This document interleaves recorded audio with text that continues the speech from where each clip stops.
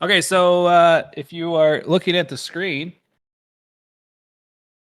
obviously the market is being a bit temperamental. We've been talking about this zone down here, this bottom green bar.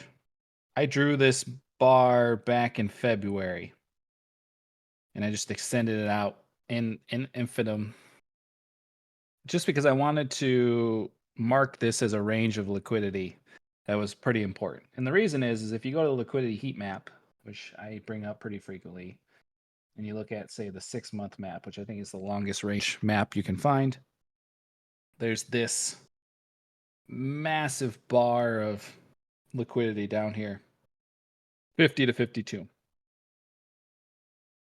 And so there was always this conversation about the price moving down to these liquidities. So there's always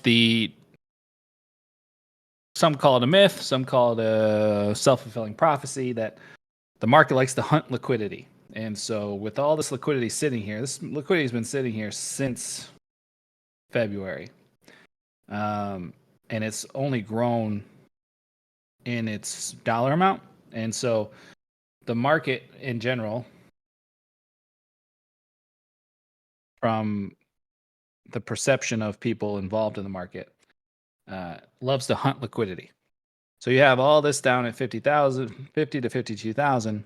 But now we're getting to the point where there's a crap ton of liquidity up in the 72 to 75,000 range. And so the general consensus is that the market will take the summer off. It'll sweep 50,000, maybe a little below that. And then we will start a new trend upward into the fall and into the winter. So roughly speaking, that's what we're seeing in the market. That's where we're kind of at. Bitcoin is holding up decently well. It hit 53, 400, 300, somewhere in that range, at least on a couple of the exchanges. Didn't quite hit this area of interest.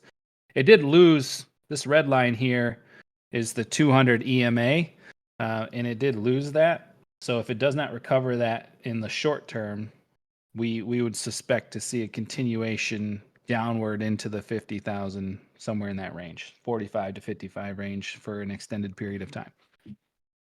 So something to keep in mind.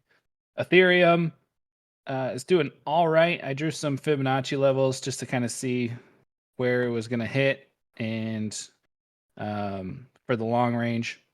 The one thing that does bother me about Ethereum with this move that some could view as bearish, there's a couple things. If you can see on the bottom here, biggest single day volume I think we've ever had on Ethereum, at least on Binance. Tracking it all the way back to previous market cycles. I think today, and today's not over, there's another 6 hours, already one of the most highest volumes for trading for Ethereum. And the reason is there's this trend line here that I drew. I drew this trend line back in February as well. Once this bottom formed here, I drew this trend line, bounced off of it in May, but now we've lost it.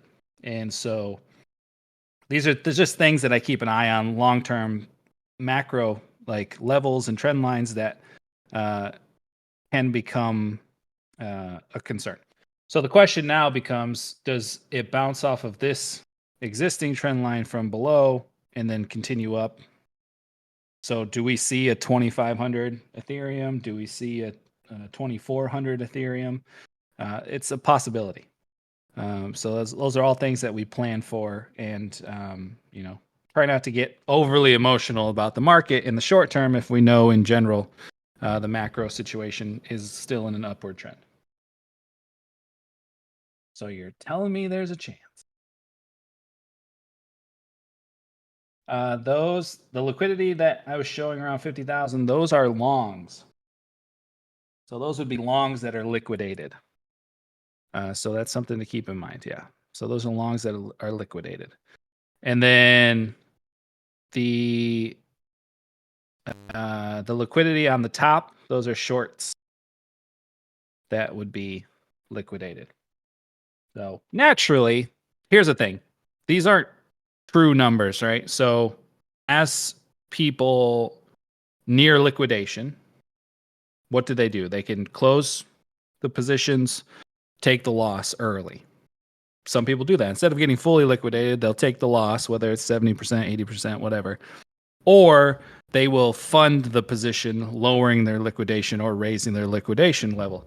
And so naturally, as these positions get closer, what will happen is large chunks of that capital will either be removed from liquidation by closing the positions, or people will add capital to their positions. They'll fund their positions, and they'll reduce the level of liquidation for the position. So naturally, that does happen. However, when you have situations like yesterday, like $700 million got liquidated yesterday alone, when it happens fast, there's really nothing that can be done about it. You know, there's a lot of times those larger traders, those larger positions, from an institutional standpoint, they don't have enough time to fund the position to stop them from getting liquidated. And so you have what happened yesterday, where you had $700 million get liquidated from traders because the market decided to drop, 15% in a 48-hour period. So CP, what you're saying is usually what will happen is there's a cascading effect. So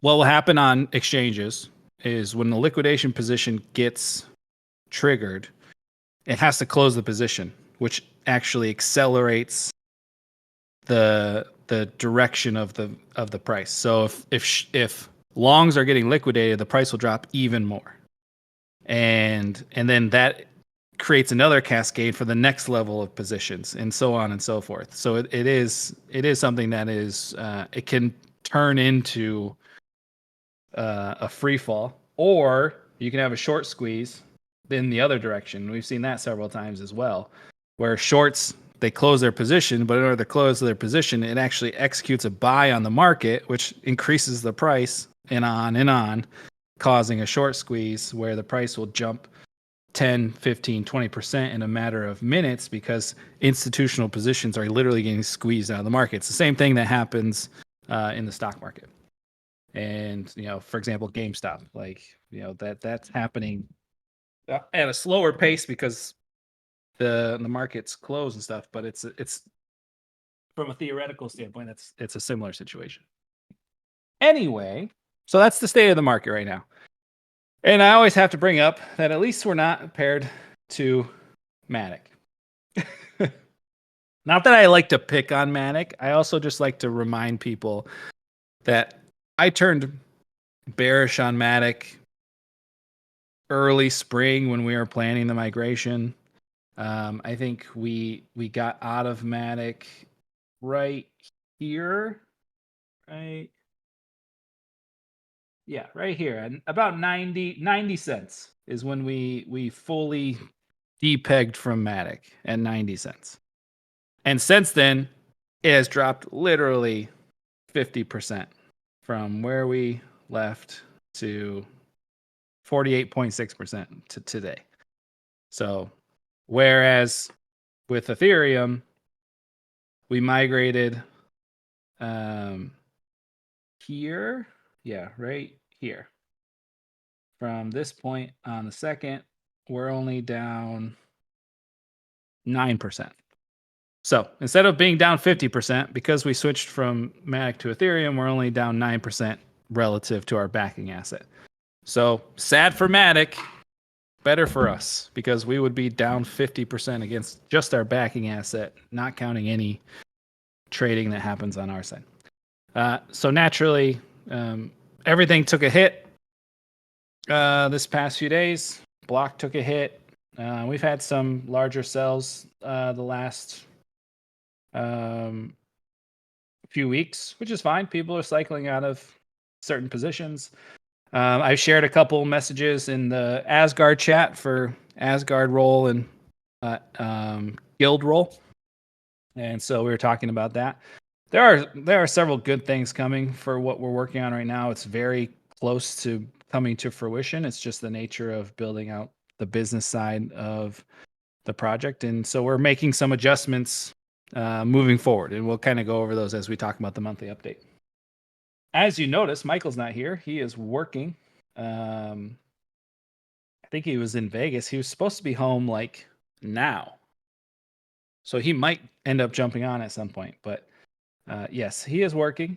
Stereotypical answer for why we have an absent Michael.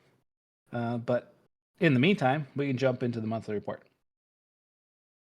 Just a preface, June was not a good month, financial wise. I think the market as a whole, let's just take a look at, for example, Ethereum for the month of, oh my gosh, there's so many lines and charts. I look like a maniac. Just for the month of June.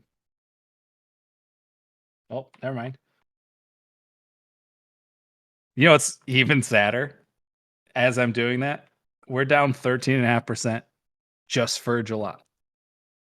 I'm looking at the wrong bar. We are down about 9% for the month of June on Ethereum alone.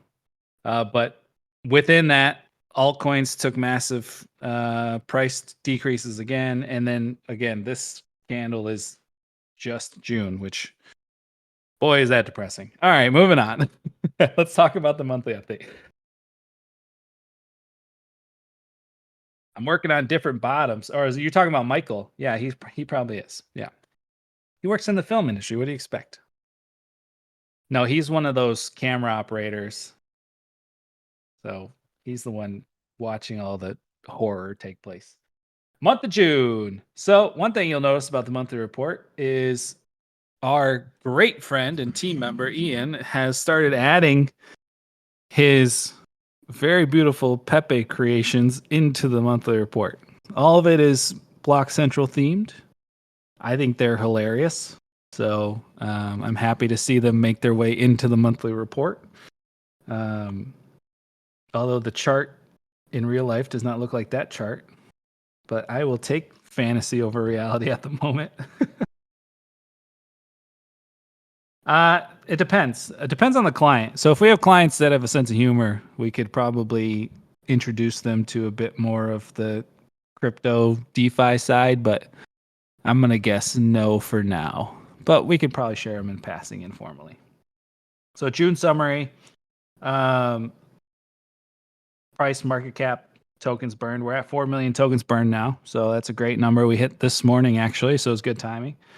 So a big focus for us is client side, right? And so from the beginning of client relations being formulated as an idea to now its execution, it has evolved from what we thought it was going to be to what it has become now.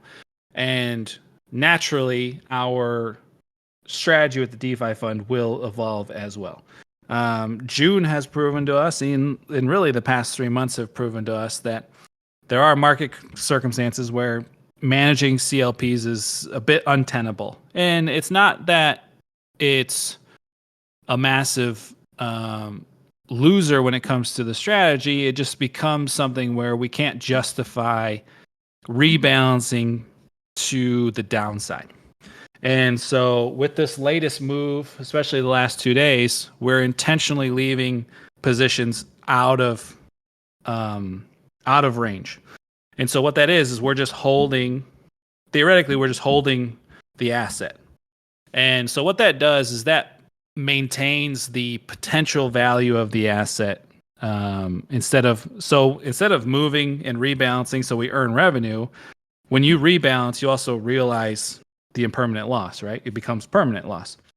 And so a big part of our focus when it comes to the DeFi fund is how do we continue to make it sustainable and grow long term with the new paradigm of client revenue being introduced month after month. And so through discussions with Barry, we had talked about turning it more into a hybrid traditional fund versus just a yield generating fund. So you'll see over the next few months, we'll probably drift away from high concentration of CLPs to a bit more of the buy and hold philosophy with assets within the DeFi fund. It doesn't mean we won't be doing yield generation positions. We will be, but we want to create more of a hybrid situation. So we want to have some more of the fund just be in, like, say, ETH or Bitcoin or some other altcoins. Right now, with the positions being out of range, we're basically just holding those altcoins. They're the coins that we believe in long term. We think that there will be another cycle of altcoin strength this year once we kind of get through the summer doldrums. So it's not something that we're worried about from a value standpoint as much as we are about, we don't want to realize permanent loss when we have potential value to the upside, waiting to be realized. And so we're getting to this position where we are evolving the strategy to Michael just messaged me. His flight's delayed. Yeah, from DeFi summer to summer doldrums. That's kind of how it feels. So what we're doing is we're pushing the fund more to a mix of both, a mix of yield generation and a mix of buy and hold traditional fund behavior. That's really what we're looking to do. So if you were to say, look at the DeFi fund right now, you'll see, I think all but one or two of the CLP positions are out of range. They're left that way intentionally. So you're basically holding 100% of the native asset in that CLP against Ethereum. And so what happens is we're going to set those ranges depending on the asset at a value against ETH that we believe is maximum value for that asset. So at some point in the near future, we believe that asset will grow against ETH again to a level where it would come back into range. But what we want to do is we don't want to put it in a position where we're losing value growth against Ethereum because we're constantly moving it back into range from a CLP standpoint.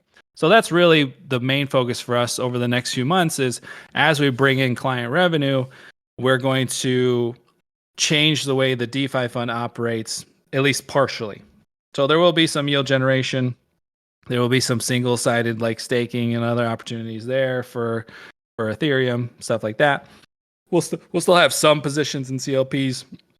We still have the developers working on these bots that I want to help manage certain CLP positions that keep them kind of in range. There's a theory behind it, but I don't want to say too much about that. But so that's kind of the focus over the next few months is to adopt some more traditional buy and hold standard portfolio management that's not just CLP based. So that's the main focus for the June summary is basically there's an inflection point for the crypto market overall. Like we've talked about the last couple of days, like from a negativity standpoint, like market's pretty depressing. You have the U.S. government and German government allegedly selling significant sums of Bitcoin. You have post-halving miner capitulation where a lot of the mid to small miners that are now unprofitable due to the halving are dumping their holdings and probably shutting down. You just historical summer disinterest. Like summer is one of those seasons in the year, especially in the northern hemisphere, where people they have other things they do. Summer vacation for anyone with kids. A lot of travel happens during the summer, and ultimately there's a dip in overall interest in the market during the summer. So you have this culmination of a bunch of ingredients that result in a very negative circumstance for the market, and that's just kind of the nature of it.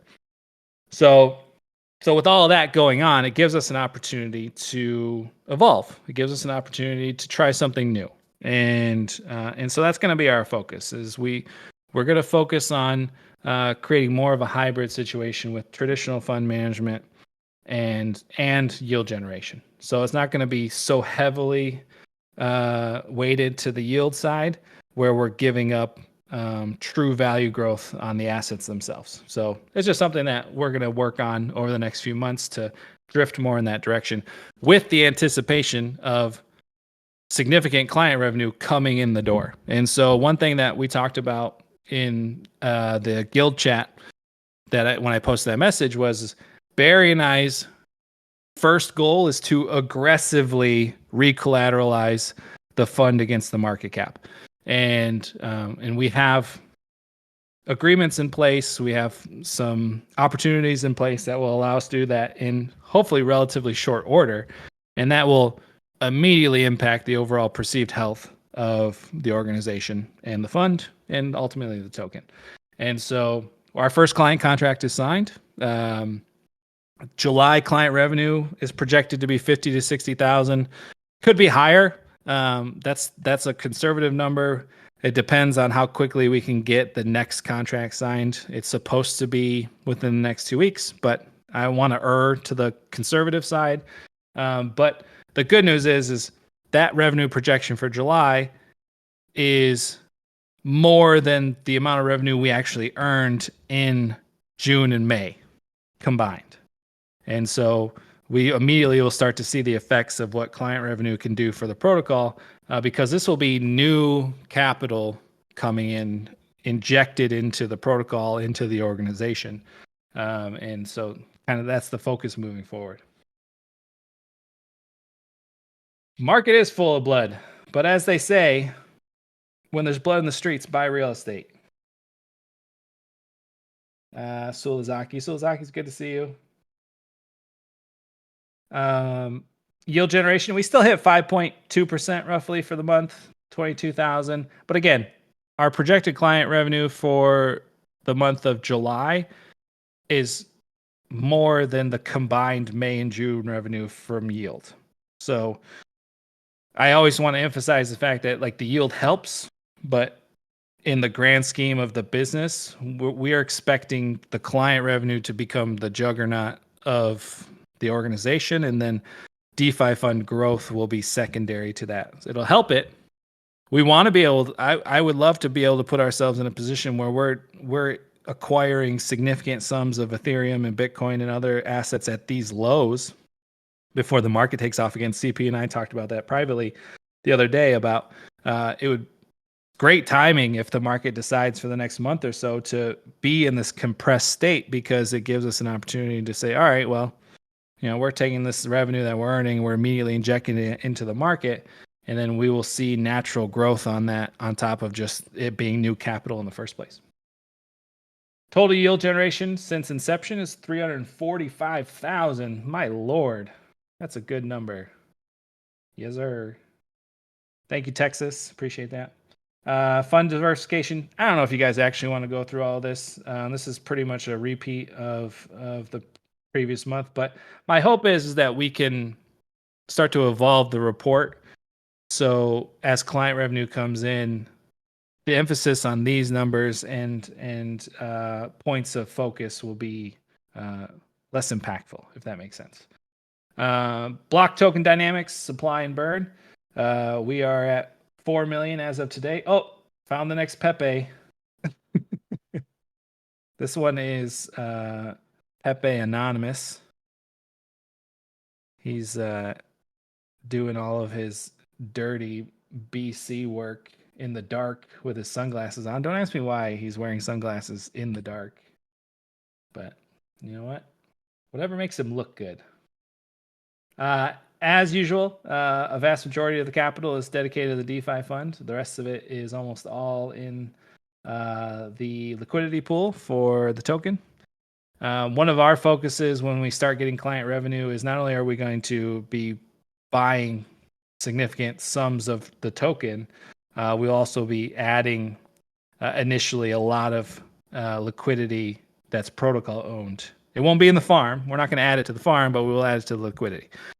So what we want to do, honestly, is we want to get to the point where the protocol is not only buying and rewarding tokens, but also buying and injecting liquidity. So we'll get to the point where liquidity is like has parity with the market cap or something like that. You know, like there's there's opportunities there where we want to get to the point where liquidity is thick, thick with 2 C's.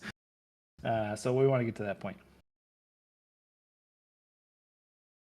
Sulazaki, I love that. If I sell, if I hold, if I buy. Yep. Future so bright's gotta wear shades. All right, there's a song in there somewhere.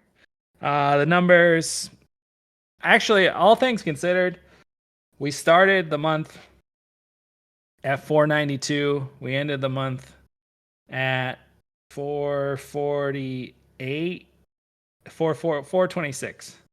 So we lost 66,000 off of 492. That's about 13%. So that's almost exactly in parity with Ethereum's loss for, or that's 4%. No, Ethereum lost 9%. So we lost about 13%. Counting the altcoins that lost significantly more, that's pretty on par. Carrot continued to be our top performer. Gosh, I love that token, although it's not doing too well at the moment. But it'll bounce back. It's one of those communities that are strong. They'll have another run on that token that will perform well. But yeah, overall, fund lost about 13%, but that's not counting some expenses that got paid. So I would, all things considered, I would say that the loss on the value of the fund was roughly in parallel with the loss on Ethereum for the month of June. So DeFi fund allocation, this is the same as last month. Client side is super high, so it makes the chart look stupid. So what's going to happen in the future? What's going to happen is all the money that is allocated to client services on the DeFi fund's books will move back into the DeFi fund into positions. So like all of that will get pushed back plus more into the actual positions of the fund instead of it being allocated to client services. So again, building out client services takes capital. That's what it was used for. Now we'll pull it back as we get revenue. DeFi fund operational assets. It's the same thing. This is really the number down here on the bottom, 508 to 430. Yeah, it's about a 13%, maybe 15% total P&L for the month. But again, the month was rough for everybody involved. So, but again, this type of short-term market movement is not of concern to us. I said this in multiple chats. I said this in the guild chat. What we're building client side, Ethereum could be 2,000 or 10,000. It won't impact the business. The business will operate earning new revenue that gets injected into the fund, which goes to benefit the protocol. And so through that, the market can do whatever the market wants to do. But if we're to the place where we're injecting 200,000-300,000 a month in new client revenue through everything that we want to do client side, are you going to be concerned if Ethereum drops 5% in a month or Bitcoin drops 5% in a month? It's not going to be a concern because long term, the capital injections from client revenue is going to outpace anything that the market could potentially do to us. And then if we time those injections well with market conditions, they will be amplified when the market rises. So stuff like that does not concern me one bit. Treasury allocation, that's the whole of the treasury. We talked about that already. Operational LPs. I'm going to burn some of these pages. Where's Ian at? Ian, delete these pages. We don't need to see that. Anyway, protocol metrics. Big thing that we always look at is LP 9 and 10 here. LP circulating market cap ratio to backing LP market cap ratio. Again, 42%, 21%. Super healthy. Super healthy. Besides that, market capitalizations are between 850 and 680. Staking APY has stayed roughly flat at 19.4%. Farming APY has dropped from 55 to 45. That's mainly due to the price of block itself dropping pretty, 30%. It was a pretty rough month, but we'll bounce back. I'm not worried about it. Token supply, circulating supply, blocked remaining in NFT contract, tokens burned.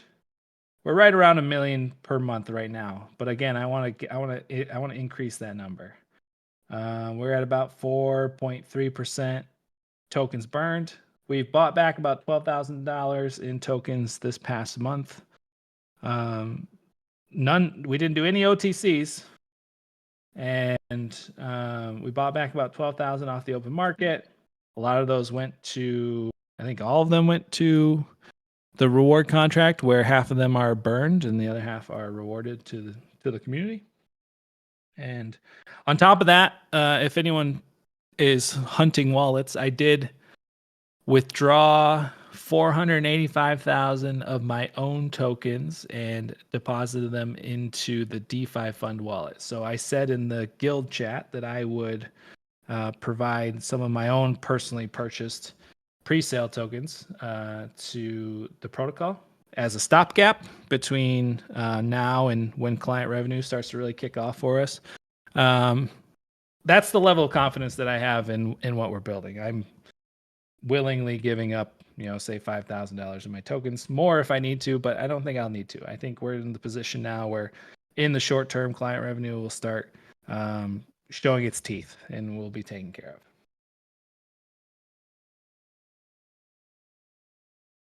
Chris, if you can't show up on time, I'm not going to tell you what the update is. Just kidding, buddy. Questicle, client side, make more revenue if the market is more volatile. I don't think so. So a lot of our client potential revenue right now is we have a handful of small organizations in Panama, plus some large individuals that are looking for just on-ramp, off-ramp services. All done in Panama through, and all of our potential clients are based in Panama. So from a legal standpoint, that's our operating jurisdiction. Some of them are just payment processing for services that they offer. Some of them are just, they want to diversify their TradFi portfolio into more crypto. I would say maybe volatility results in more revenue if more people are looking to on-ramp or off-ramp. But I don't think that will have nearly as big of an effect as just public interest in what we're working on or what's adjacent to what we're working on. So if public interest is high in crypto in general, we'll probably see more revenue. If public interest is lower, the revenue might dip a little bit. Or if like it's blood in the street situation like now, where everybody feels like there's an opportunity to DCA, then you might see more revenue like this. But also, like when there's a euphoria state, people might start off-ramping what they purchased, and there's revenue there both directions. Oh wait, I got one more page. Ian, look what. I'm sorry. I gotta appreciate what Ian does for us when it comes to imagery and graphics and stuff. It's hilarious. He's got a BlockCentral like jumpsuit on with a BlockCentral flag. I love it. Why I bully you? You gotta be punctual. That's why I bully you. No. So client side, mentioned before, first client contract is signed. Projected revenue for the month of July on the client side is 50 to 60,000. That's on the conservative side. Could be more. But conservatively, we expect about 50 to 60,000 in client revenue for the month of July. That's about it. We are working on a couple contracts right now that are a bit brain melting, but I don't want to jinx it. So I'm just not talking about them. I told Barry I'm just going to pretend that doesn't exist until it happens. And so once we get further down the line with some of those contracts, we might be able to share some more information, but we'll see. A big part of Panama and Latin America, I don't know if anyone is from Latin America or spends a lot of time there. My wife's family is from Costa Rica, and obviously for the past year and a half, we've been building these relationships in Panama. Everything is relationship based. Everything's about who you know, your reputation, and your relationships. And one thing that's great about Latin America is that people will choose a perceptually inferior product if they know somebody who personally runs it or works there or is connected to it. So like a lot of these people, yes, they could go use Coinbase or Binance or whatever they want to do these on-ramps, off-ramps. What makes us special? Well, what makes us special is our relationships. And they would rather do it through people they trust and they know than somebody they don't. That's just the nature of the space. The flip side of that is you only get a handful of opportunities to prove yourself, or you basically get excommunicated from the entire region. Finance industry in Latin America is small across all of the countries in Latin America. So if somebody gets screwed over or has a bad experience with you, there's a good chance you probably won't ever get another opportunity to work with those individuals. So the reason we're so careful and we've been so patient with pushing some of our relationships is because we know it's hard to bounce back from a bad experience. And so we've been taking it slow just due to the nature of the circumstance. But we are to the point now where we have, I think it's 4, we talked about before. We have 4 immediate clients lined up, the first contract signed. All 4 of them, our main point of contact has interfaced with their lawyers. Contracts are in hand, being reviewed, and then we just kick off. And so once we get through the waiting period of dealing with the beginning stuff, once money starts flowing, it should flow pretty quickly. But it's just we have to get there. And that's the nature of what we're working on, what we're building. And it's coming together. But it feels depressing right now. It just feels like the macro market is just bleeding us for the past few months, which directly translate to like the DeFi Fund and block the token. But despite all of that depressing surface level metrics that you're looking at, what we're working on client side, never been more confident in what we're going to be able to achieve. So again, I appreciate everybody's patience. I appreciate everybody taking the long view on what we're building.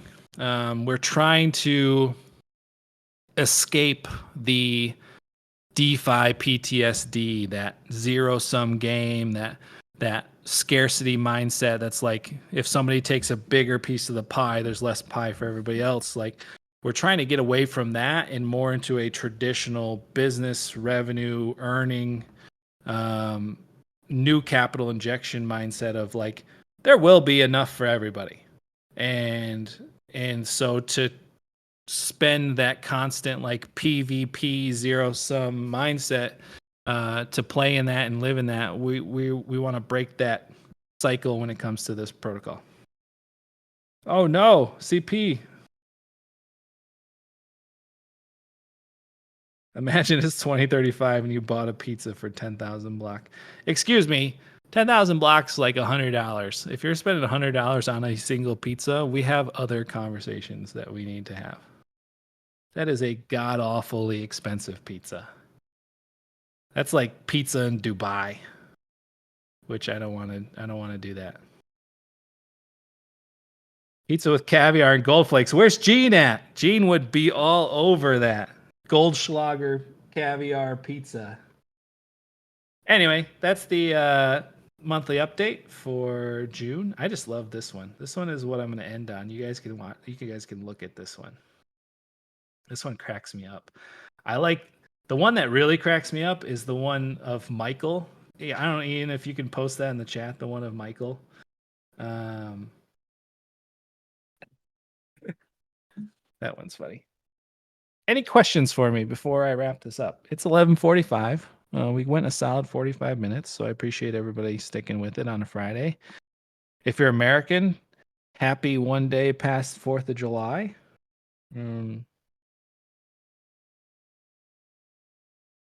Sulazaki says interesting. Anything? Any questions? Happy 4th market dump. I know. That's one thing about crypto. You can always rely on holidays, weekends, and conferences.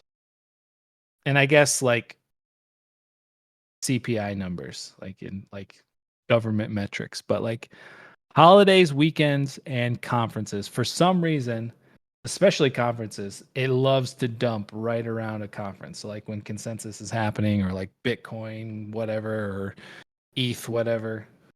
Oh, there it is. Ian posted Michael's spreadsheets. Happy Pepe with his tie and suit jacket or his dress shirt. A Questicle, I wouldn't be surprised if we saw a weekend pump. We see that pretty frequently. If we have a mega dump during the week, we'll usually see a relief rally on the weekend. So it's a possible that we have a decently green weekend. It's possible. So we'll see. Any other questions before we wrap this up? I'm really hoping that this is, I shouldn't say hope. We are planning on this being the month, given the fact that we're having these conversations right now. We're planning on this being the month where we can just announce to the community, like, hey, here's this transaction of X amount of dollars coming back to the DeFi fund. And everybody like, yeah, it worked. And then we fall into this system of client revenues coming in, diversified in the DeFi fund. Client revenue comes in, goes to liquidity, et cetera, on and on. So I haven't heard any speculation about the approval of the S1s for the ETH ETF. I haven't heard a single thing. It's actually quite depressing. Like usually you'll like when Bitcoin ETF got approved, the whole like 2-3 weeks leading up to when it actually started trading, there was like tons of speculation and that helped push the market. But ever since ETFs were approved and we were waiting for S1s, it's been nothing. There's like no, there's like people aren't talking about it, people aren't speculating. There's been no updates. Like every once in a while you hear a little bit of like, oh, so and so updated their S1 application or whatever it might be. Or I think I read one tweet, I don't even know if it was from an official source last week, where it said that it should happen soon. But what does soon mean? Like, so yeah, so I think that might be the one that I read. Updates need to be in by the 8th or 9th. I think that was the one tweet I read. But even then, like the original projection was it was going to be trading before the 4th. So like it's delayed perceptually, And so I'm hoping once it actually kicks off, it will spur a bit of positive momentum for the market overall. But we'll see. Soon equals once all the blood is drained, so BlackRock can swoop. That is extremely true, probably. Yeah, at this point in the crypto market, any sort of massive price contraction, you just have to assume like institutions orchestrated it to acquire at a lower price point. Why not? I would love to make an announcement within a week, Sulazaki. That'd be great. All right, I think we're gonna wrap this up. I appreciate everybody for coming. I wish I had a more positive monthly update for everybody, but hey, we live in the real world. Some months are just gonna suck. Last few months kind of sucked, and so, but we push on. We work through it, and good things are on the horizon. Darkest before the dawn, as they say. And so, business wise, client side wise, there's a lot to be excited about, and I am very much looking forward to me stopping talking about it and me just telling you how much money we made this month. That's what I'm looking forward to. If I can spend every month moving forward, just saying, hey guys, we made this much client side. Here's the transactions of that money coming back to the, or chunks of that money coming back to the DeFi fund. I'll see you next month. That would be great. All right. We're going to wrap this up. We'll do a few giveaways. We're going to do 3 people, $10 each in block. How's that sound? Let's do it this way. I'm going to do, let's do Toomber. Toomber, we're going to do $10 in block.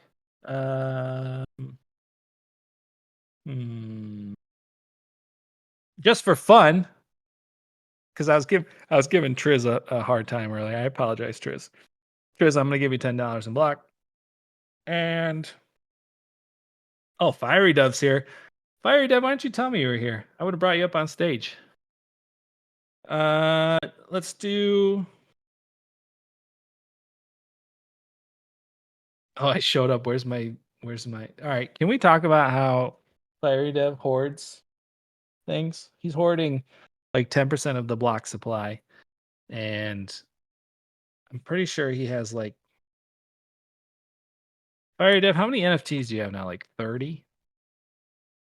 He has a lot of NFTs. He is a hoarder. Okay, bye. He's shooting for 69. If he wants 69 NFTs, we'll sell them to him. No, but Fiery Dev's a longtime friend. Him owning that much of the token supply does not concern me at all. He believes in the project. We're big fans of everything that he works on with MCLB and FBomb. If you don't know his server, more than happy to promote it to you guys. He's a good one. He's one of those good people in the industry that will always point you in the right direction. I don't think I've ever seen him lead anyone astray. So, anyways, the third person who's gonna win $10 in block is not Fiery Dev because he owns too much. Let's do.